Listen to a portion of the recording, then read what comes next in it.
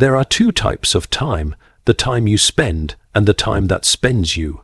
The man who fritters away the hours in distraction or complaint is not merely lazy, he is disloyal, for time is not his own. It is a gift, wrapped in breath and heartbeat, unearned and unguaranteed.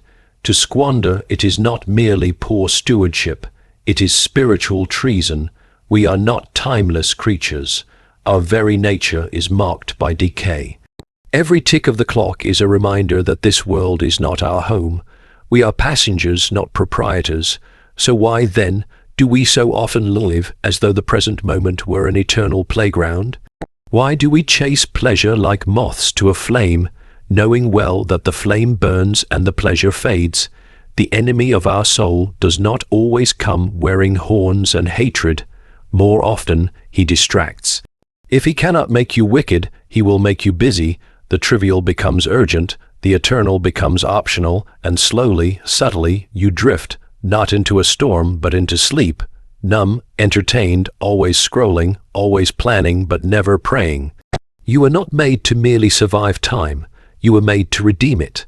Time is the stage on which your soul acts out its response to the living God. Will you use your days as prayers or as noise, as altars or as mirrors? Will your hours point to heaven or vanish into vapor? This is the crisis of modern man. He thinks he has time. He believes the next hour belongs to him, the next day, the next year. But the truth is far more severe and far more beautiful. You do not own a single second. You are a steward, not a king. And the king will ask what you did with his minutes. To focus on God is not to reject responsibility or ignore the world. Rather, it is to see clearly, to understand that every task, however small, is either a sacrifice or a distraction. Washing dishes can be worship. Building a company can be obedience. The question is not what you are doing, but why and for whom.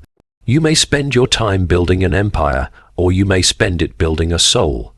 The former ends in dust, the latter in glory. The world will reward the first with applause, titles, maybe even statues. But statues crumble, applause fades, and titles are buried with you. What you build in secret with God, that is what lasts. Time is not the enemy, it is the canvas, but it is limited, and the paint is running dry. Every choice you make is a brushstroke. Every moment you yield to God becomes a stroke of eternal color in a world of fading gray. So do not waste your time. Do not sell your soul for seconds of comfort. Do not trade the eternal for the immediate. Look up, look beyond, look into the eyes of the one who holds all time in his hand and yet stepped into it to rescue you. Live as though that matters, because it does. Time is a sacred gift from God and must be stewarded, not squandered. Time is not merely a backdrop to human existence. It is a divine gift measured with care and intention.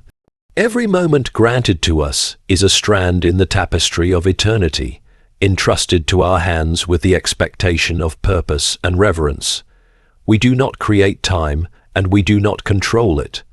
We receive it, and in doing so, we bear the responsibility to use it well. To treat time lightly is to misunderstand the nature of our existence. We are not infinite beings playing with infinite resources. We are temporal creatures dwelling in the middle of a story that has both a beginning and an end, and the time we are given is not our possession, but a loan. Each day is a page in a book that we do not write alone. There is a narrative being written through our actions, choices, and direction, and the ink we use is the time that passes through our fingers. The temptation to waste time comes not in great rebellions, but in the slow decay of focus. We grow careless, not necessarily evil, and in that carelessness we become idle stewards of something holy. Time is holy because it is the medium through which we respond to God. We do not love Him in abstract theory. We love Him in minutes and hours. We do not serve Him in vague intentions, but in actual choices rooted in real moments. When we ignore this, we begin to live as if time were disposable. We speak of killing time, forgetting that such language is a confession of spiritual loss. Time is not ours to kill, it is ours to redeem. It is given that we might grow, serve, love, and worship. It is not a prison to endure, but a field to cultivate. Many assume they will turn to serious things later, once they have done with pleasure, distraction, or personal ambition. But that later is always a fantasy. The person who postpones spiritual priorities for some imagined future is gambling with something they cannot replace. Time once lost is lost forever, and the delay of obedience is often a symptom of a deeper disorder, the failure to recognize God as the center of all things. When God is not our focus, time becomes our playground. When God is our focus, time becomes our altar. This is not simply about doing religious tasks or spiritual activities. It is about living every moment with an awareness that we answer to one greater than ourselves. What we do with time reveals what we worship. The man who spends endless hours on self, pleasure, entertainment, or worldly gain is declaring where his heart lies. The man who orders his time around prayer, service, and growth is bearing witness to the God he serves. It is not the quantity of time that makes it meaningful, but its alignment with eternal truths. A minute given to God is not the same as a minute wasted on self. And while we may deceive others with the appearance of productivity, the heart cannot hide its true allegiance. Every day, we reveal whether we believe time is a divine opportunity or a meaningless accident. The world tempts us to fill our schedules with distractions. Success, fame, entertainment, even good things like work and relationships, all promise satisfaction. But if they are pursued apart from the divine order, they become idols. They take the throne of our attention, and time becomes a servant of the self. The Christian must resist this. Time must be treated as something sacred. We must rise each day with the awareness that the minutes ahead are not random. They are the ground on which we live out either faithfulness or foolishness. To live aimlessly is not neutral. It is a rejection of divine purpose. Time must be guarded like a treasure entrusted to a servant, because its value is not measured in earthly currency, but in the weight of eternity. Distraction is a subtle enemy that keeps the soul asleep to eternal purpose. Distraction is rarely loud or dramatic. It does not always come in the form of sin or overt rebellion. More often, it comes quietly, dressed in ordinary things, slipping unnoticed into our minds and routines. It is subtle because it does not have to destroy the soul outright. It merely needs to divert it. A soul that is distracted is not necessarily evil, but it is asleep. And a sleeping soul is vulnerable, unguarded, and ineffective. The world is full of noise, much of it artificial, and this noise is not accidental. It serves a purpose, to drown out the still, small voice of truth. When the mind is saturated with endless input, the heart becomes numb, and when the heart is numb, the will is weak. There is a certain kind of numbness that appears intelligent, even cultured. It is the numbness of the overinformed, the person who knows a little of everything but understands nothing deeply. This is the fruit of distraction, a mind busy but barren. We are encouraged to be constantly connected, to respond quickly, to consume without pause. The result is a society that mistakes motion for progress and distraction for vitality. But the soul is not nourished by movement. It is nourished by stillness, by contemplation, by attention to the eternal. Distraction robs us of the ability to focus on what matters because it always offers something easier, something more immediately gratifying. It trains us to fear silence, to avoid solitude, to flee anything that might require reflection. The spiritual consequences of distraction are not easily noticed at first. A prayer skipped here, a quiet time postponed there. A vague sense of restlessness fills the gaps, but we push it aside. After all, we are busy. We are doing things, but the doing is hollow without grounding. A life filled with activity may be spiritually bankrupt if it is not rooted in communion with God. Distraction does not simply pull us away from tasks, it pulls us away from identity. We forget who we are and whose we are. We begin to define ourselves by the things we consume or the things we produce rather than by the one who created us. The enemy delights in a distracted Christian. He knows he does not need to corrupt the soul with deep evil if he can merely keep it entertained, worried, or overloaded. Distraction is one of his most effective tools because it masks itself as responsibility or relaxation. It is difficult to fight what seems normal, but what is common in the world is not necessarily harmless to the soul. We are called to vigilance, and vigilance cannot coexist with constant diversion. To stay awake spiritually means choosing focus over frenzy, choosing depth over surface, choosing what lasts over what amuses. One of the greatest tragedies is a life spent on the periphery of faith, always intending to go deeper, always planning to make time, but never quite doing so.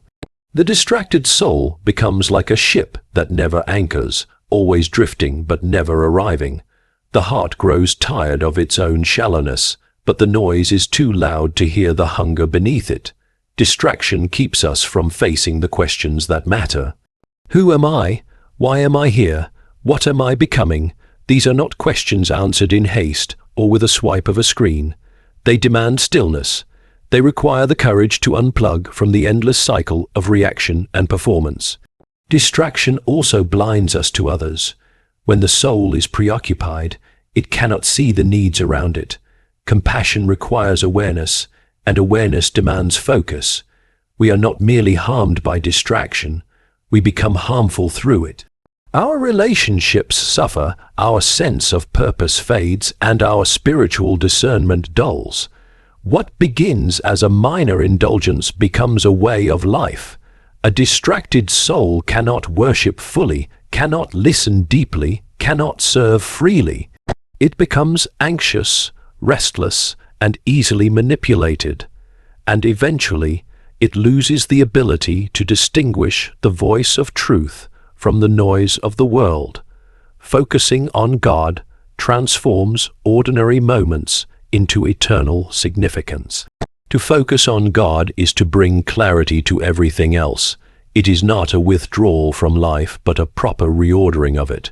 When God is placed at the center, everything else takes its rightful place around him. The heart is no longer pulled in 1,000 directions by temporary concerns.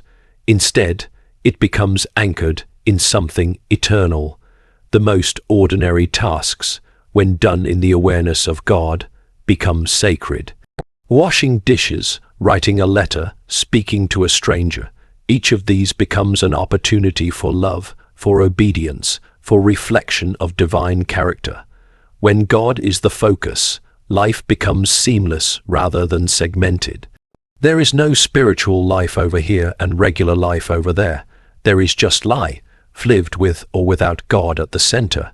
A great deal of confusion arises when people attempt to find meaning in their circumstances without first finding the one who gives all things meaning. The result is frustration, aimlessness, or despair. But when the eyes of the soul are fixed on God, perspective changes. What seemed unbearable becomes bearable. What seemed pointless becomes purposeful. Even suffering in the light of divine presence becomes transformative. It is not that circumstances change, but that the soul perceives differently. Focus on God is not simply a mental exercise. It is a condition of the will. It is the deliberate choice to turn one's gaze toward the unseen rather than be consumed by the visible. It is choosing what is ultimate over what is immediate. This focus does not happen accidentally. It must be cultivated. Distractions will press in from every side. Urgencies will clamor for attention. But none of these offer the soul what it truly needs. Only God does. To focus on Him is not to abandon responsibility, but to frame responsibility within its proper meaning. A task done apart from God may bring success, but not peace. A task done with God at the center may go unnoticed by the world, but will echo in eternity. God is not merely a helper or a resource. He is the point. To miss this is to miss everything. The person who seeks God only when convenient will never know the depth of communion that is possible. The soul cannot flourish on occasional glances. It must gaze steadily, hungrily, purposefully. Focusing on God transforms not only how we live but why we live. Motivation changes. Success is no longer about recognition but about faithfulness. Decisions are no longer driven by fear or pride, but by love and truth. The need for constant validation from others diminishes. In its place grows a quiet strength that comes from knowing who one serves. When the soul is rightly focused, it becomes less reactive to circumstances. Joy does not depend on outcomes. Peace is not destroyed by interruptions. The person rooted in God carries stability into a world of chaos. This is not because they have mastered life, but because they have surrendered it. To focus on God is also to become more human, not less. It is to remember that we were made in His image, that we are not machines or accidents or consumers, but souls made for relationship. This awareness changes how we treat others, how we speak, how we spend, how we listen. It brings weight and wonder to everyday moments. Even in suffering, the soul finds a deeper resonance. Pain is not wasted. Tears are not dismissed. Everything matters because everything can be offered. Worship becomes more than singing. It becomes a posture of life. This focus also creates space for transformation. When we fix our eyes on God, we are slowly changed by what we behold. The ego softens, the pride breaks, the fears dissolve. We begin to desire what is good and holy, not because we must, but because we love. Sin loses its charm. The world's approval loses its grip. What remains is the slow, beautiful work of becoming like the one we love. In this way, even the smallest act can become an act of glory, and every breath becomes a prayer of trust.